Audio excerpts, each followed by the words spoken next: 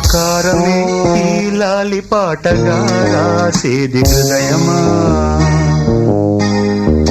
ఉమాదేవిగా శివుని అర్ధభాగమైనాలోన నిలువుమా. శుభలా